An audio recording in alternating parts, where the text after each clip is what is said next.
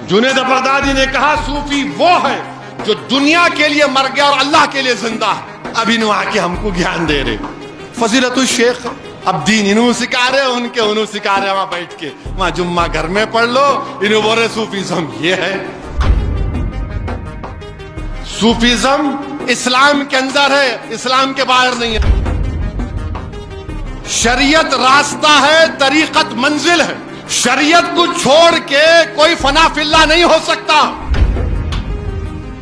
اگر تم دین گوگل پہ جا کے سیکھو گے اس میں روحانیت نہیں ہے.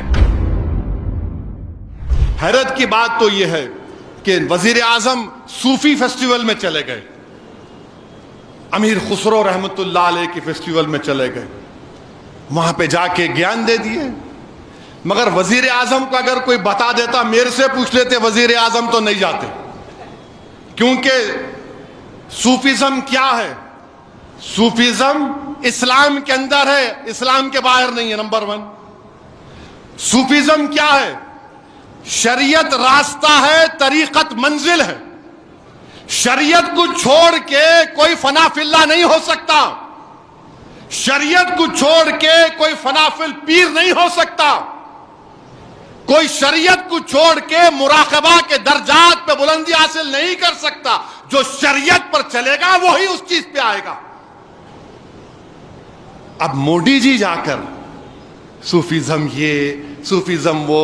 موڈی جی یہ امیر خسرو کے پیر و مرشد نظام الدین اولیاء محبوب الہی, اور محبوب الہی کیا بولتے تھے, آپ بادشاہ سے لوگ جا کے ملو, جا کے ملو.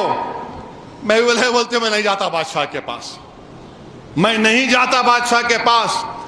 تو لوگوں نے کہا محبوب الہی بادشاہ یہاں پہ آ جائے گا, تو بولے دوسرے دروازے سے نکل جاؤں گا. پھر ایک بہت بڑا بادشاہ تھا, محبوب الہی کو کہا کہ محبوب الہی اگر آپ نہیں گئے تو آپ کے تعلق سے وہ بکواس بک رہا ہے. تو محبوب الہی نے کہا ہنوز دلی دور است. وہ جب تک دلی پہنچے بادشاہ آؤٹ ہو گئے تھے, آف ہو گئے.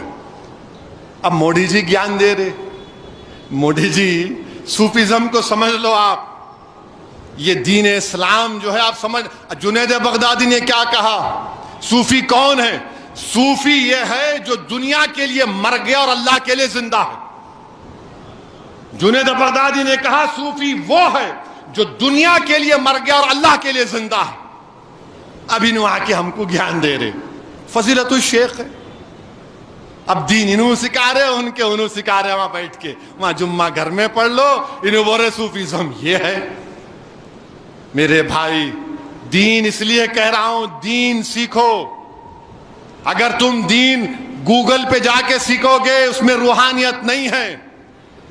چوک کی مسجد میں آؤ, اپنے مسجدوں میں جاؤ, علماؤں کے پاس جاؤ, ان کے پیروں کے پاس بیٹھ کر دین سیکھو. شرماؤ نہیں, ہرگز مت شرماؤ.